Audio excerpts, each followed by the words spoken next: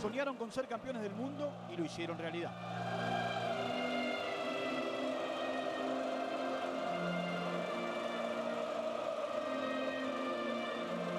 Fue en la noche más oscura de la Argentina.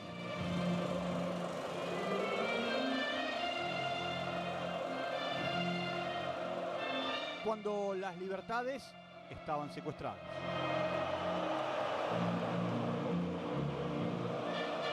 Cuando ellos fueron víctimas de la propaganda.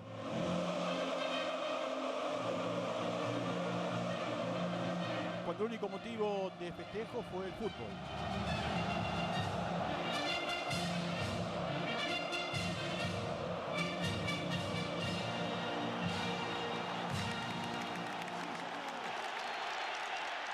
Cuando gracias a ellos, el pueblo volvió a las calles.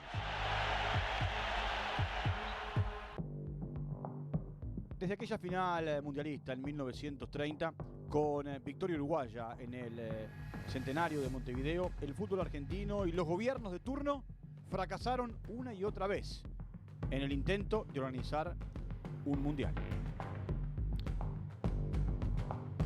Pasaron 4 décadas hasta que el cónclave de la FIFA, reunido en México en 1970, decidió al fin otorgarle a la Argentina la sede de la Copa del Mundo en 1978.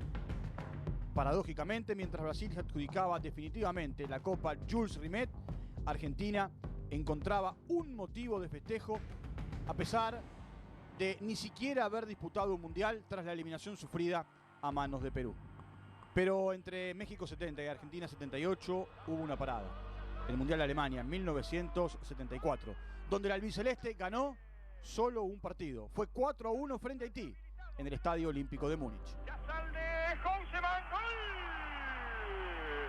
¡Gol argentino! Houseman. ¡Gol! ¡Gol! ¡Ayala! ¡Gol argentino Ayala! Perfumo que fracasa. Carnemani que salva. Sanón, ¡gol! ¡Gol de Haití! Brindisi. Ayala habilitado. Ayala, Francilión, Yasalde, gol. Gol argentino.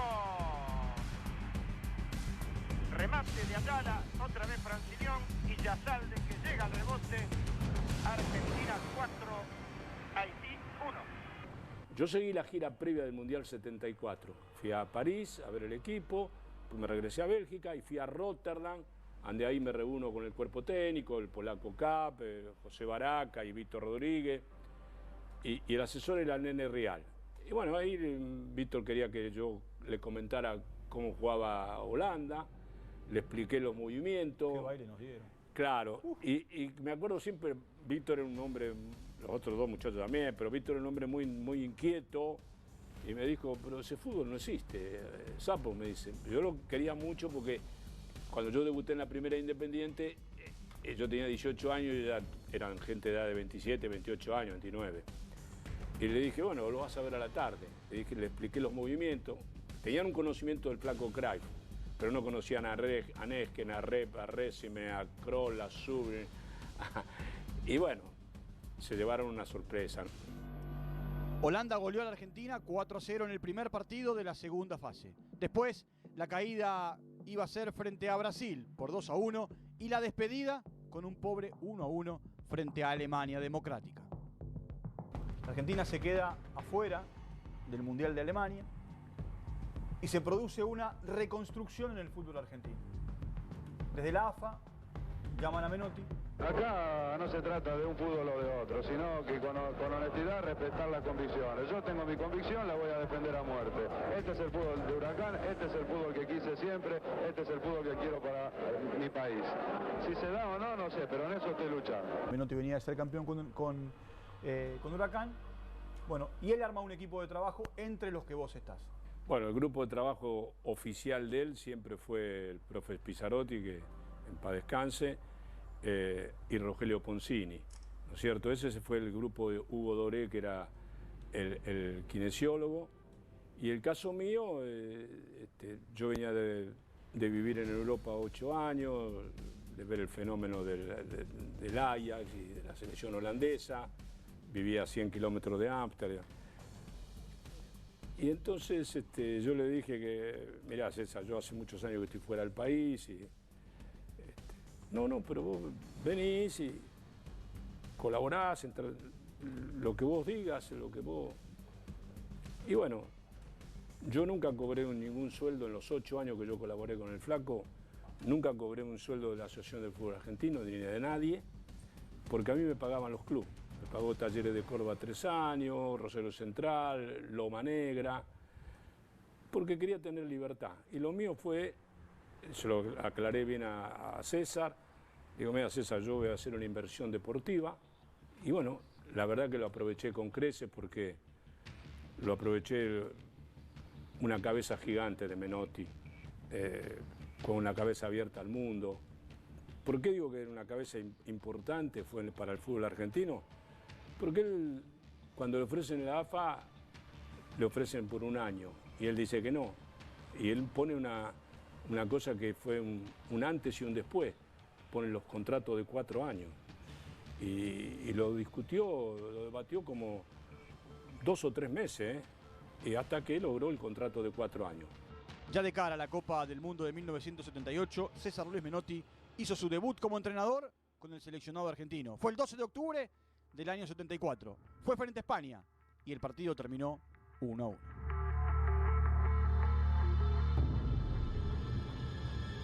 En la Argentina hubo un antes y un después de Menotti. Querramos o no querramos verlo. Antes, en el 66, había un entrenador, me parece era D'Amico. Después llega Lorenzo a la semana y cambian un montón de jugadores. Entonces era una desorganización total, pero no pasó solamente en esa selección, pasó en la de 74 también, en la del 70, en la del 58. Por eso éramos campeones morales siempre. Y creo por el antes y el después. Menotti por lo menos pidió que los jugadores de la selección sean prioridad. Para salvaguardar la posibilidad de la selección nacional, con una simple ley puede que encontremos la solución. Pero el problema es mucho más profundo. Pienso que nuestro fútbol, primero lo quiero dejar aclarado, necesita una reestructuración profunda que haga que económicamente los campeonatos, al ser rentables, puedan las instituciones mantener a jugadores de real categoría. Él lo que hace es devolverle al futbolista las ganas de jugar en el seleccionado. Se había perdido. Fue renunciaba a jugar en el seleccionado. Sí, es cierto, es cierto. Yo siendo pibe, cuando me tocó debutar en primera en Boca Juniors, yo escuchaba a jugadores que no querían ir a la selección. Es cierto. Porque decían que ir a la selección era ir a quemarse. ¿Cómo consiguen que el futbolista planifique 4 años de un trabajo hacia una Copa del Mundo sin decir hasta acá llegué a mitad de camino? Y Menotti, por ejemplo, él quería un calendario internacional. Para que la gente sepa, en aquellos años no había ni fax, nos teníamos que manejar con tele. Entonces, ¿qué hace? Buscó una persona que manejara idiomas y buscó a don Rodolfo Crali. ¿Por qué don Rodolfo Crali? Porque por intermedio del Telex empezó a comunicarse con la selección de Inglaterra, con la selección de Alemania, bueno, de los distintos países, y ahí Menotti armó un calendario internacional. Y esa seguidilla de partido hizo de que la selección fuera tomando otra forma de enfrentar los partidos, porque ya tenemos jugadores de selección enfrente. Vos sos parte casi desde el inicio de la era Menotti. Y ahí empecé de Francia de 74 hasta que él eligió muchos jugadores, 6 o 7 jugadores de ese equipo. Estaba Valencia, Tarantini, Pasarela. Mirá, faltando 4 años, ya tenían en la mente los jugadores que iba a sacar. Empezamos a entrenar en Unión Obrero Municipal, allá atrás de la cancha de defensa, pegado a los Lugones. Y ahí venía Maradona, Kempe, Filiol, venían todos con los botines y contratábamos una estanciera que traía la ropa para el entrenamiento. ¿Cómo se formó aquel equipo campeón del mundo? Yo creo que no se acuerdan algunos, pero empezó en 1975, en enero más o menos, cuando fuimos empezando a encontrarnos. Después, algunos no se acuerdan, pero hubo un equipo de selección que el Flaco nombró del interior. Justamente con ese equipo que fue ya en los cielos, el Gitano Juárez, fuimos a México a jugar.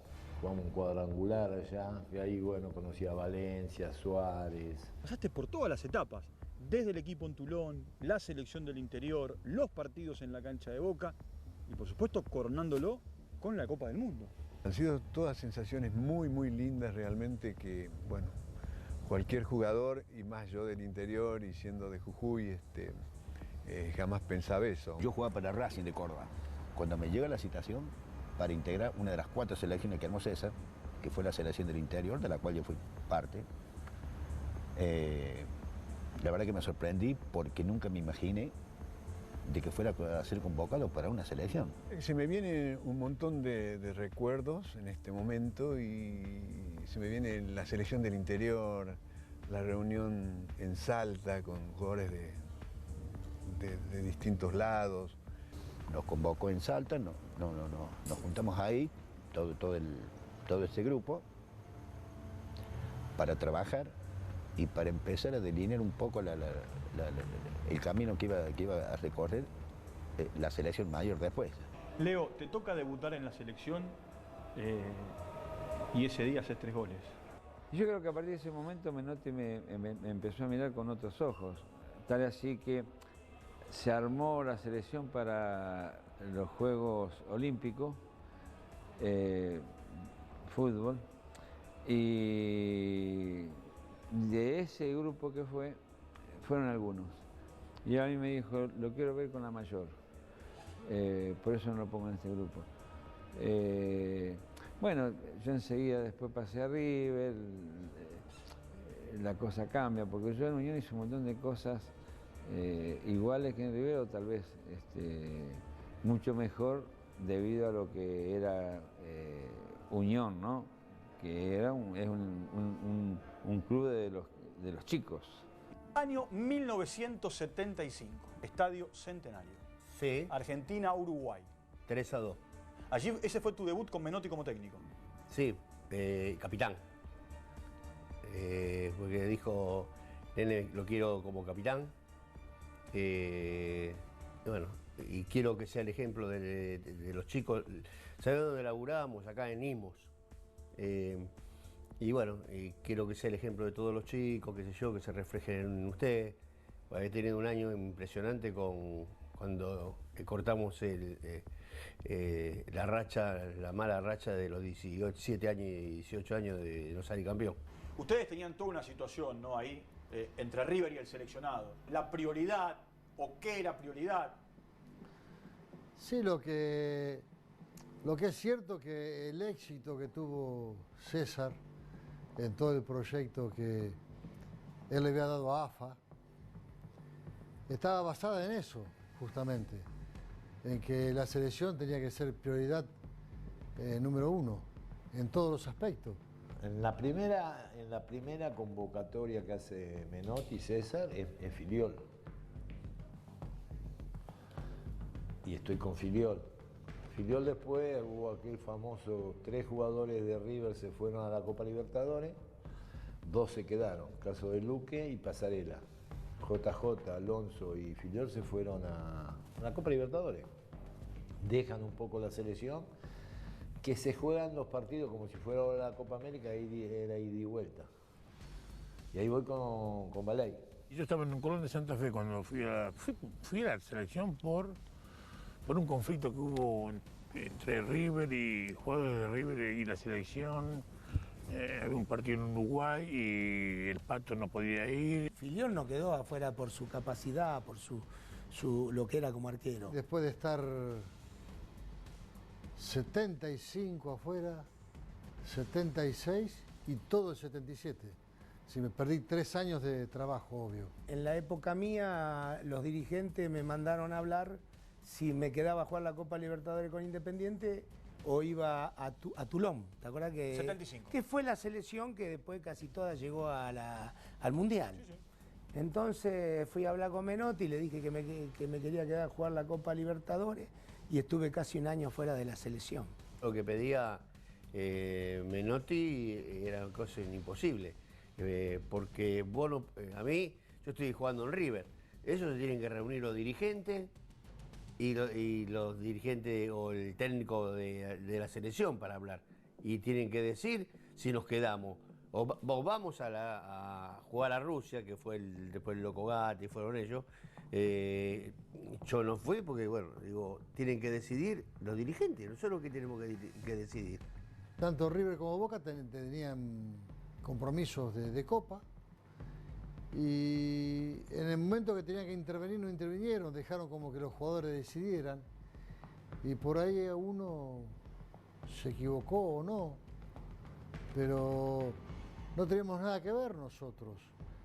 Y por ese ida y vuelta, yo me acuerdo que en ese momento quedamos prácticamente marginados JJ López, Alonso y yo. Tras la pausa, el camino de los campeones en 1976 y 1977.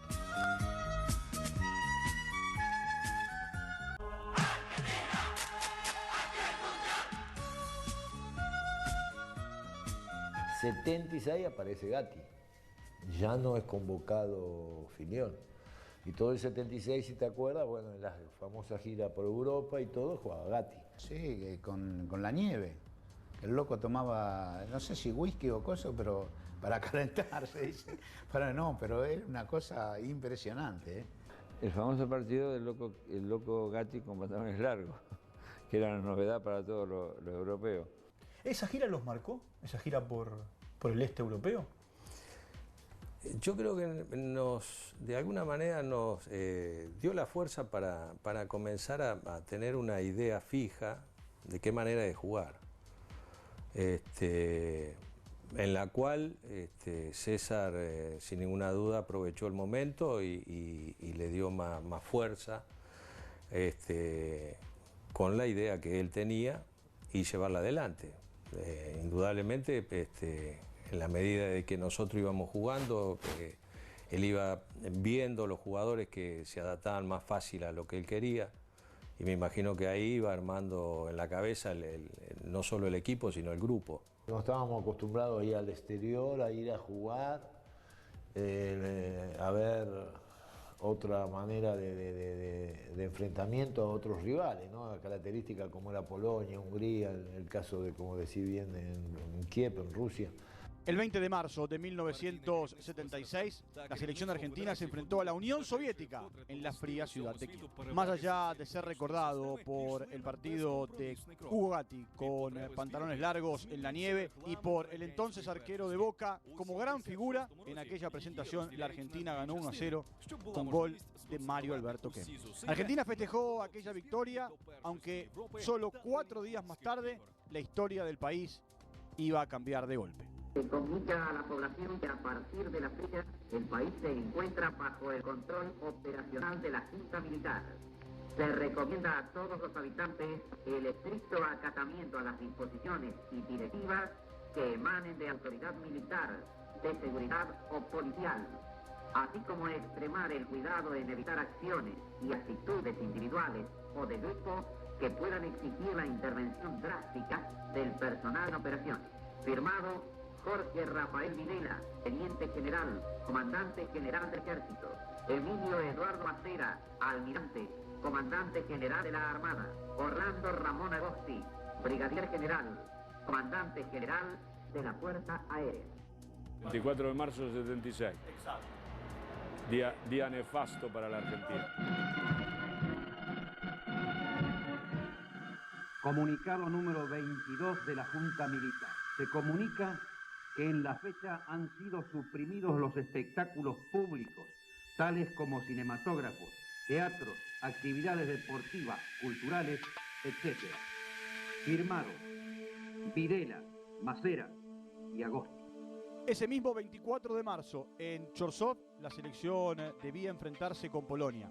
El partido se disputó y un nuevo comunicado de la Junta Militar dejaría en claro desde el primer día que el gobierno de facto utilizaría y aprovecharía para fines no deportivos al fútbol, al equipo nacional y al mundial.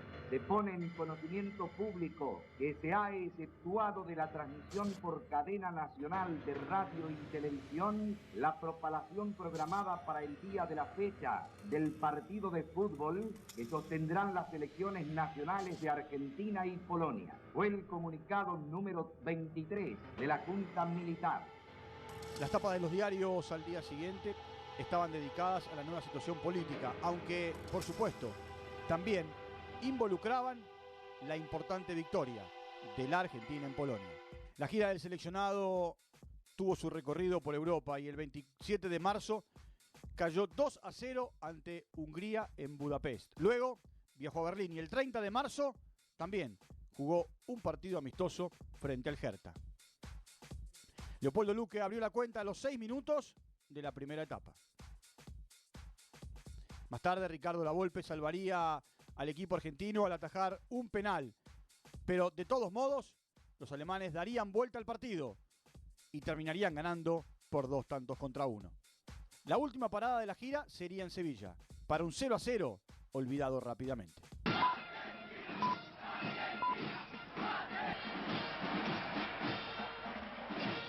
Nosotros hicimos una serie internacional muy buena en el 77, cancha de Boca. Creo que fueron 6 o 7 partidos. Sin desmerecer ni nada, no jugamos con ningún equipo. Jugamos con Alemania, el campeón del mundo del 74, que nos ganó. Y nos ganó bien. Bueno, después jugamos con Francia, Hungría, Escocia. Hungría, que aparece Diego. Claro, el que debutó en lugar mío. Diego debutó en lugar mío. Y te cuento lo que me pasó. Yo había hecho un gol bárbaro, un lateral de la derecha de Tarantini, a paro, giro, y el área, ¿viste? Sobre la línea del área, para acá. Y me agarró un ataque de habilidad y iban pasando todo, y por ahí así me subió el arquero, amagué, lo que metí y me dieron un premio al mejor gol del año. Y después el flaco me saca y entra Diego, y yo salgo y me dice, ¿qué pasa? Lo saqué para... Y le digo yo quería jugar con el pibe un rato. ¿Te acordás cuál fue la primera convocatoria? Sí, fue para un mundialito que se jugó un año antes del mundial, justo en la cancha de Boca. Ahí me citó y hicimos una especie de, en una semana, una pretemporada y jugamos 7 partidos, como si fuera el mundial.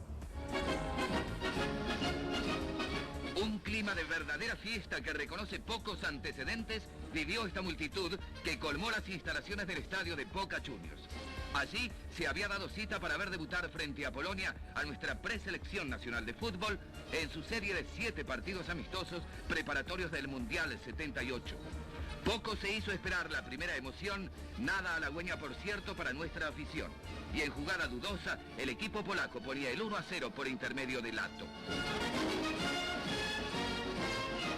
A partir de allí pareció reaccionar nuestra preselección hasta que minutos después Bertoni convierte un tiro penal poniendo el 1-1 con que finalizaría la primera etapa.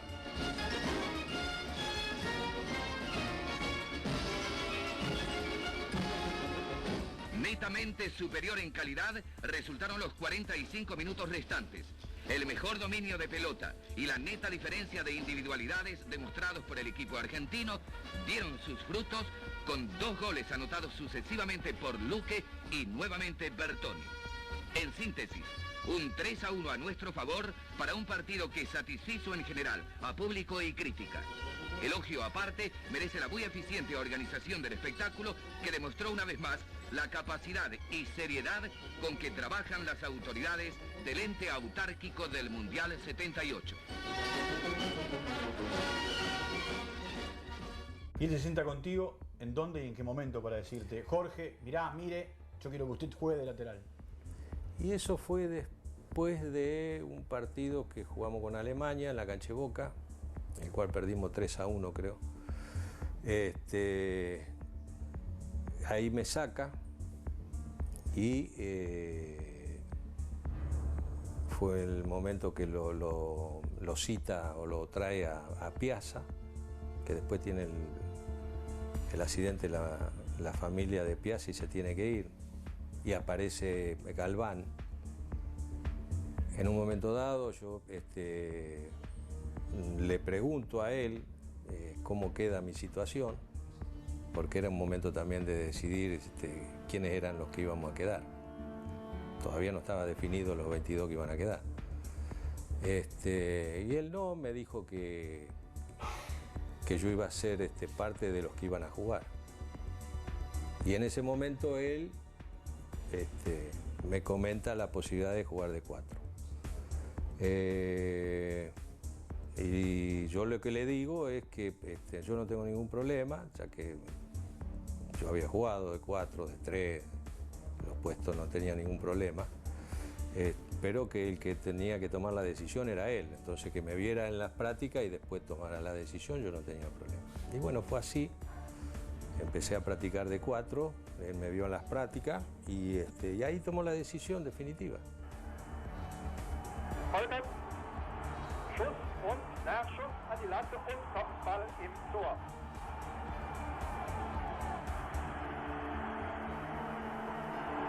Und da ist der Konter. Das ist wundervoll. Abramczyk, Fischer, gerade noch in allerhöchster Not. Und sehr schönes Tor. Ein sehr, sehr schönes Tor von Hölzenmann. Im Buche steht Luque.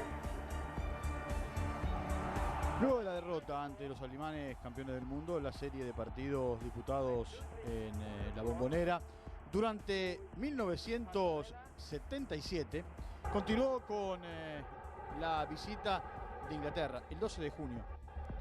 Fue empate, fue 1-1. Los goles de Pearson a los 3 minutos de partido y de Daniel Bertoni a los 15. 6 días más tarde, el rival fue Escocia. Y el resultado también fue 1-1. Escocia se puso en ventaja con un gol de penal marcado por Mason. El empate argentino también llegó de penal, lo convirtió Daniel Pasarela. El 26 de junio la visita fue de Francia, futuro rival de la Argentina en la primera fase de la Copa del Mundo. Michel Platini ya era una realidad. Ocupaba un lugar importante dentro del esquema del entrenador Michel Hidalgo. El resultado fue un nuevo empate, aunque en esa oportunidad argentinos y franceses empataron 0-0. La serie de amistosos internacionales en la Bombonera finalizaría con 2 victorias, una sobre Yugoslavia 1-0 y la otra ante Alemania Democrática por 2-0. Al regresar, todo el drama de la definición de quiénes quedarían fuera del Mundial.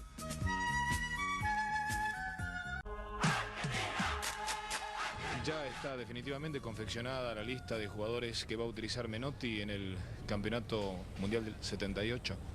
No, la tarea va a ser, le explico cómo vamos a trabajar. Vamos a citar 22 jugadores para iniciar, 22 jugadores que están en actividad en el país para comenzar los trabajos el 15 de febrero hasta saber realmente las informaciones concretas de las instituciones europeas. ¿En qué tiempo podrán estar aquí los jugadores? Camino al Mundial hay un montón de aristas, ¿no? Una tiene que ver con decirle a Maradona que no va a jugar. Bueno, al primero que él lo manifiesta en el libro, ¿no? Al primero que se lo comunica, ese día Menotti tuvo una conferencia internacional. Entonces, al mediodía almorzamos, armamos el entrenamiento de la tarde y me dijo a Diego ponerlo para los suplentes. Y bueno, yo armé el equipo con Pisa, con Pisarotti, con Poncini, dirigí la práctica, me acuerdo como si fuera hoy. La práctica terminó 5-1 favorable a los suplentes. Diego Maradona hizo 4 goles. Fue una práctica infernal de Diego, imposible de detenerlo. Jugaba yo en los suplentes. Jugaba yo, jugaba Alonso, jugaba Diego, jugaba Villa y Ortiz. Y íbamos ganando. Ganaron 5-1. En un entrenamiento 5-1 el flaco seguía el entrenamiento para ver si podían levantar en el juego y en el resultado. Jugamos muy bien, muy bien. Y los bailes que le dábamos, de caño de ida y de vuelta, una cosa terrible. Y bueno, se ponía loco y suspendía las prácticas. Me divertí mucho con Diego. Terminó el entrenamiento, nos quedamos entrenando al Pato, a Filiol, a La Volpe y al Negro Baley. Me acuerdo que se quedó Kempe, se quedó Valencia, se quedó el Beto Alonso, Pasarela, se quedó Daniel para patear un poco, a los arqueros con Poncini. Al Pato Filiol era un fanático, lo conocés, para mí, de los 3 mejores arqueros que yo vi en el mundo, sin ningún tipo, para mí por lo menos. Y bueno, cuando terminó eso, me iba con las pelotas, era invierno, pero había transpirado mucho, y me voy caminando y me lo encuentro al flaco Menotti que viene. Sapo, ¿cómo fue el entrenamiento? Oh, bien, bien, bien. Bueno, te quería decir que ya tomé la decisión de los 3 jugadores que salen. Yo le digo, bueno, fulano, fulano y fulano. Y me dice, no, en vez del último fulano sale Diego. Y yo le digo, flaco, no estoy para broma, que hace un frío y estoy todo transpirado. Así textual, ¿eh? Qué impresionante que decir que quedó afuera Maradona, ¿eh? Yo pensé que me estaba haciendo una broma. Y porque vos venías a ver una práctica en la que Diego había volado. Sí, todas las prácticas volaba. Pero esa práctica fue... Bueno, fuimos a cenar. Yo estaba con una cara un poco preocupada. El flaco me dice, bueno, Sapo, después de que terminamos, tomamos un café los 2 solos. Bueno, me siguió manteniendo. Yo mantuve mi postura. Poncini también mantuvo la de él. Pizzarotti también mantuvo la de él. ¿Poncini sostenía que Diego debía estar? Sí. Y Poncini, Ricardo también. Sí, Ricardo también. Pero bueno. Pero en definitiva Menotti era el responsable del grupo. El único. Obviamente, esto no hay... Y él tenía sus argumentos. Todos los argumentos que me dio. ¿Te puedo preguntar cuáles eran los argumentos? ¿O eso queda en el grupo de esa charla de 4 en una comida? Y no, queda ahí. Sabíamos que alguno iba a salir. No, eso yo creo que cada uno, más o menos los de cada uno de la posición habrán imaginado seré yo o no, ¿no? Éramos muchos los que teníamos ansiedad, entre ellos yo, de saber si estaba en la lista o no, que era la gran angustia que te daba, ¿no? No saber si...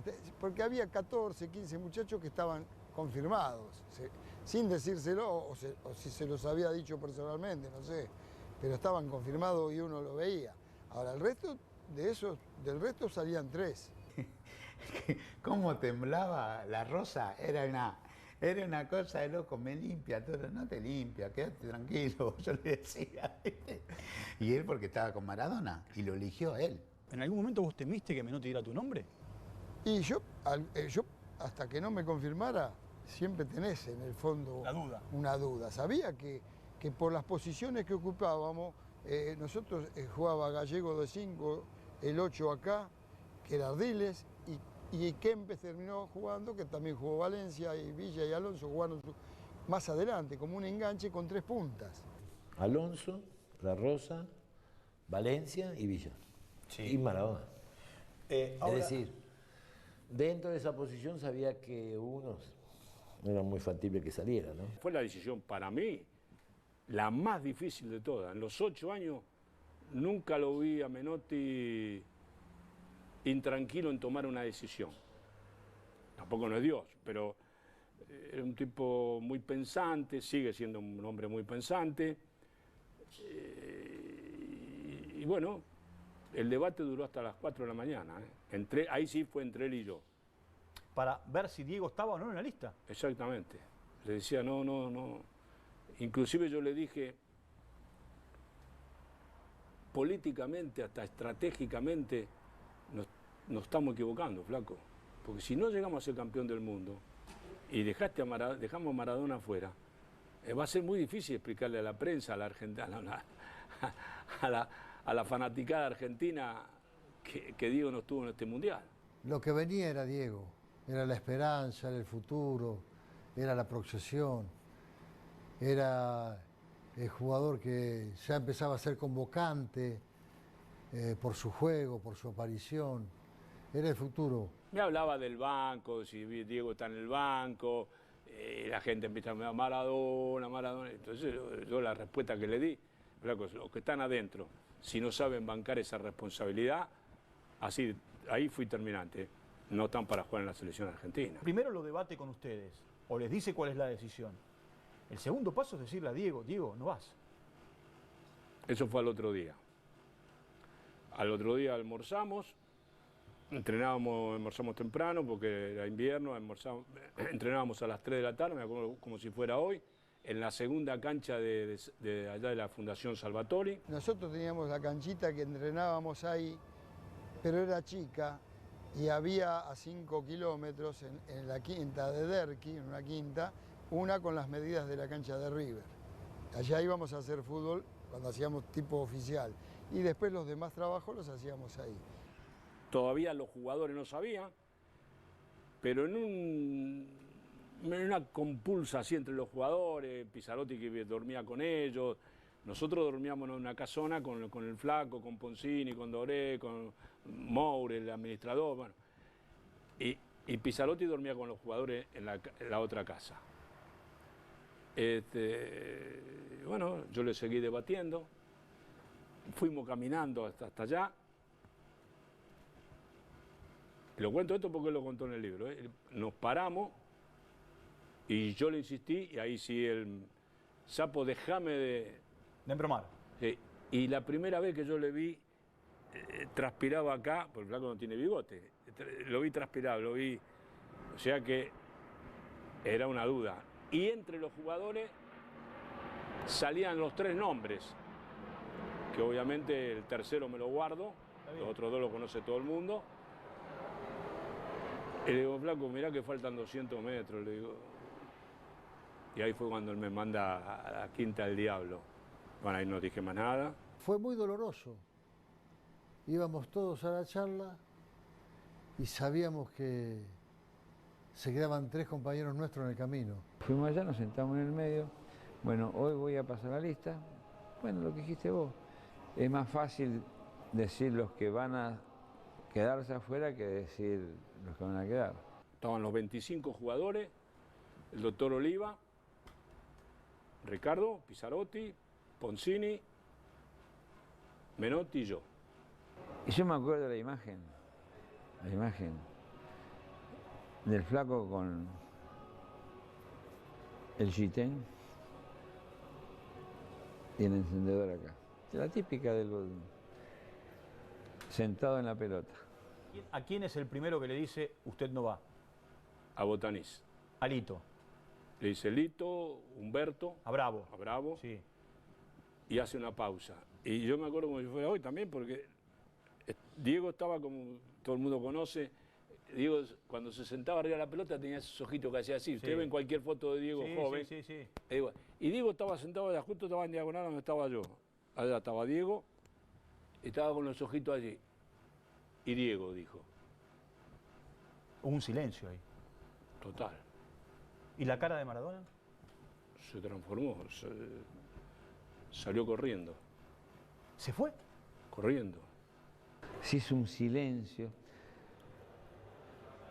Yo creo que la mayoría de los a los que no nombro, creo que nos pusimos en lugar de esos 3. Es como quitarle un chupetín a un niño, o un juguete a un niño, una ilusión. Y el Flaco se levantó, agarró la pelota y le pegó un voleo, la tiró por allá, ¿viste? Y dice, no hagamos práctica, vámonos para la Quinta de Salvador. Suspendió la práctica ese día. Lo veía que se iba y se me iba una parte mía, ¿viste? Porque se me iba el compañero que me divertía en las prácticas. ¿Cómo estaba Diego en ese momento? Estaba mal. Estaba mal porque vino a mi habitación con René Houseman, porque vino ahí, siempre se juntaba con René mucho y venía a hablar con nosotros ahí a la habitación y estaba destruido. Estaba destruido, como me pasó a mí. Lo entendí porque a mí me había pasado 4 años antes y estaba destruido. Imagínate que te digan no te quedás o no vas a jugar el Mundial. La ilusión, ¿cuál es? Jugarlo. Primero que se fue Bravo cuando llegamos y él se quedó hasta la noche y Lito se quedó para siempre. Pero fue un momento donde fue Bravo para Menotti elegir. Y fue bravo para los chicos que se quedaban afuera. Y mucho más bravo para nosotros porque yo me puse en lugar de ellos. Y sinceramente sentíamos, yo creo que todos sentíamos angustias. Y realmente nos entristeció mucho porque hasta Botaní se quedó y nos alegró que se haya quedado y compartió con nosotros todo hasta el último día. Pero es distinta forma de pensar y se acepta también que si vos no estás bien y no te sentís bien, como le pudo pasar a Diego, le pudo pasar a Bravo, que ellos quisieran ir con su familia y estaba bien. Bravo salió corriendo, rápido a cambiarse. Lito me llama y me dice, fíjate, habla con los muchachos, con algunos de los muchachos o con César. Yo me quiero quedar a colaborar. Si tengo que ser utilero, limpiar los botines. Quiero vivir el Mundial de adentro, dijo Lito. Ahí recibimos el impacto y lo tuvimos que superar, porque ya se venía la Copa del Mundo. Fue el primer impacto negativo y el primer desafío que tuvimos, porque era como que se podía romper el grupo, ¿no? Y Diego tenía que esperar porque era muy joven, que tenía 17 años. Sí. Y entonces se complicaba. Y algunos muchachos, por ejemplo, Bravo, sabía, y Lito también, pero nosotros queríamos jugar el campeonato ya, ¿viste? Enseguida la presión, el sorteo y la inauguración del Mundial 78.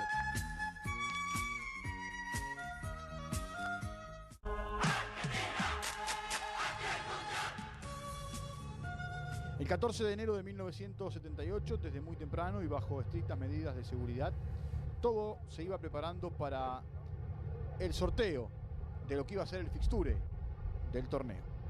Las máximas autoridades de la FIFA, la prensa de todo el mundo, se congregaron en el Centro Cultural General San Martín y la copa que pasaba por unos instantes a manos de Alfredo Cantilo, que en ese momento era presidente de la Asociación del Fútbol Argentino, a partir de la llegada del gobierno militar. El mundo del fútbol estaba pendiente de lo que allí estaba por ocurrir y así lo reflejaba, por ejemplo, la televisión polaca. João Havelange, presidente de la FIFA, sostenía en sus brazos al niño encargado de elegir el nombre de cada uno de los seleccionados, mientras en Polonia, como en cada uno de los países participantes, la expectativa y la ansiedad por conocer a quiénes serían rivales iba en aumento. Finalmente, los 16 equipos participantes quedaron distribuidos en 4 zonas para dar paso al análisis periodístico de cada uno de los grupos.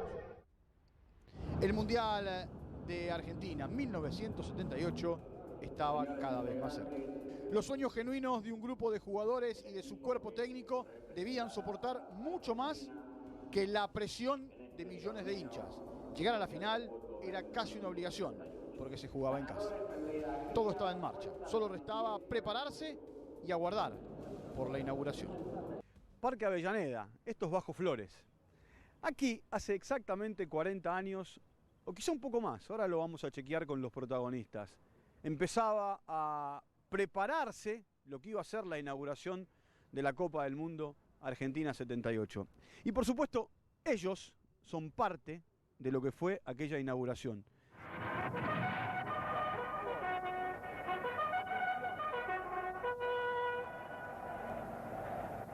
Llegaron el primer día, ¿y qué les dijeron? Mirá, básicamente fue todo organizado a través de un un gran diagrama que era un manual que se configuraba todo lo que era el ejercicio y a nosotros nos tocaba una parte, un damero. Nosotros teníamos un sector del esquema, entonces nunca entendíamos lo que estábamos haciendo ni llegábamos a comprender lo que se iba a desarrollar en la cancha. Lo que sí, esos esquemas generales, que fueron, no sé, 3 o 4 prácticas que habrán sido, o más, que se llevaron adelante, fueron cuando se hacía la conjunción de todos los demás colegios y ahí empezaban a interrelacionarse las partes para que todo funcionara. Fue una cosa que no se podía creer cuando lo veías en conjunto, pero nosotros íbamos un sector, que éramos, ¿cuántos éramos nosotros? 40, o sea, de 1500 era una parte. Llega el día, mucho frío. terrible. Nos llevan a las 8 de la mañana, nos tienen ahí en las inmediaciones de River, en la calle, chupando frío. Era una locura, con la remerita esta que teníamos nada más, y el buzo, el pantalón, esperando que se hiciera la hora para poder entrar a la cancha. Bueno, más allá de la bandera de Alemania, acá nos tirábamos al piso, hay uno, acá el otro, entonces vos agarrabas de acá, hacías así, acostado, y terminabas cubierto. eran parte de la letra A. Sí, de la letra A que no salió tan bien como pensábamos. Durante los ensayos nunca nos salió muy bien. Cada vez que formábamos la A, tenían que parar los ensayos a acomodar la patita que no salía bien. El tema era que nosotros ensayábamos en Geva, y en Geva la línea de cal, la línea blanca, coincidía con el final del césped. En River, la línea blanca distaba 1,5 metros del final del césped. Nos habían dicho a nosotros, acuérdense que hay que doblar en la línea de cal, no en el final del césped. En ese 1,5 metros de ida y 1,5 metros de vuelta son los 3 metros que nosotros perdemos contra las chicas que venían del otro lado para terminar de formar la palabra FIFA. Y ahí entonces, donde ustedes van a ver la palabra FIFA, queda, en vez de formarse una A como la gente, queda una A medio deforme con una patita cruzada así, en diagonal hacia abajo. ¿Hoy cuál es el recuerdo? Creo que fue el año siguiente o 2 años después, salió una canción dedicada a nosotros, a los chicos del Mundial. 40 años después, cada vez que me acuerdo, yo me siento como una estrella, ¿viste? Para nosotros fue una vivencia, más allá de que sabemos que el país no estaba en ese momento en las mejores condiciones y nosotros estábamos exentos de todo eso, porque en realidad no sabíamos nada. Argentina salió campeón y nosotros fuimos un complemento de todo eso. Gracias a Dios, es el día de hoy que trato hasta de mostrarle a mis hijos lo que fue esto. Hay muchas cosas, Walter, que la gente no sabe. Chupamos mucho frío nosotros, no solamente ese día. Tuvimos que hacerlo en medias. No lo pudimos hacer en zapatillas al esquema de inaugural porque rompíamos la cancha. Entonces tuvimos que hacerlo en media. No teníamos abrigo, teníamos solo 2 remeritas en un día donde nos moríamos de frío. Nosotros lo vivíamos como que éramos parte importante de ese esquema de gimnasia y con una escuela que era una escuela del Estado, que tanto vapuleada están ahora, en ese momento lo veíamos como un ejemplo, que nosotros podíamos estar ahí, estar al lado del Instituto Nacional de Educación Física, diciendo, bueno, nosotros podemos hacer gimnasia igual que ellos y somos una escuela industrial. Entonces, era importante, realmente nos sentíamos muy conformes con esto. Además, este termina siendo una de las caritas que cierran la inauguración del Mundial para el mundo. Con menos kilos, más joven, más rubio, 40 años menos. más rubio, él termina siendo una de las caritas, ¿no es cierto?, que mostraba el Mundial. Claro, mostraban chicos rubios.